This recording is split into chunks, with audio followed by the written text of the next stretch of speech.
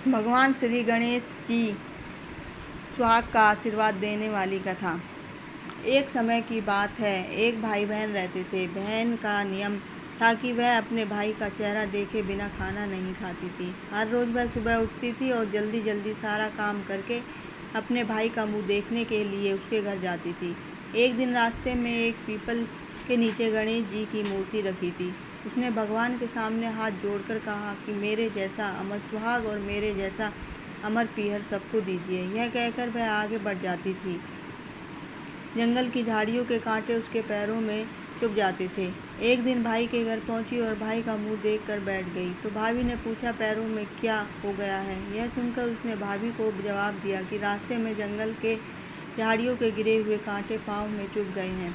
जब वह वापस अपने घर आ जाए तब भाभी ने अपने पति से कहा कि रास्ते को साफ करवा दो, आपकी बहन के पाँव में बहुत सारे कांटा चुभ गए हैं। भाई ने तब कुल्हाड़ी लेकर सारी झाड़ियों को काट कर रास्ता साफ कर दिया, जिससे गणेश जी का स्थान भी वहाँ से हट गया। यह देखकर भगवान गुस्सा हो गए और उसके भाई के प्राण हर लिए। लोग अंतिम संस्कार के लिए जब भाई को ले जा रहे थे तब उसकी भाभी रोते हुए लोगों से बोली, थोड़ी देर रुक जाओ, उसकी बहन आने वाली है, वह अपने भाई का मुंह देखे बिना नहीं रह सकती है, उसका यह नियम है। तब लोगों ने कहा, आज तो देख लेगी पर कल कैसे देखेगी। रोज दिन की तरह बहन अपने भाई का मुंह देखने के लिए जंगल में निकली।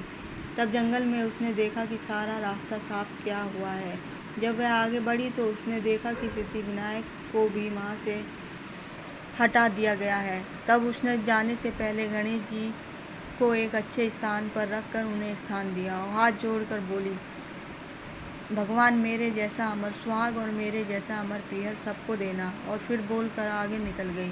भगवान सोचने लगे, अगर इसकी नहीं सुनी तो हमें कौन मानेगा, हमें कौन पूजेगा। तब सिद्धिविनायक ने उसे आवाज़ दी, बेटी इस खिचड़ी की 7 पत्तियाँ लेकर जा और कच्चे दूध में घोलकर भाई के ऊपर छींटा मार देना, वह उठकर बैठ जाएगा। यह सुनकर जब बहन पीछे मुड़ी तो वहाँ कोई नहीं था। फिर वह यह सोचने लगी, ठीक है, जैसा सुना वैसा कर लेती हूँ। फिर वह 7 खिचड़ी की पत्तियाँ लेकर अपने भाई के घर पहुँची। उसने देखा वहाँ कई लोग बैठे हुए हैं, भाभी रो रही है और भाई की लाश रखी है। तब उसने उस 7 पत्तियों को बताए हुए नियम के तहत भाई के ऊपर इस्तेमाल किया। तब भाई उठकर बैठ गया। भाई बहन से बोला, मुझे बहुत ही गहरी नींद आ गई थी। तब बहन बोली, यह नींद किसी दुश्मन को भी ना आए। और उसने सारी बात अपने भाई को बता दी। तो मान्यता के अनुसार ये है गणेश जी की चमत्कारी कहानी। कहाँ चल गई ये?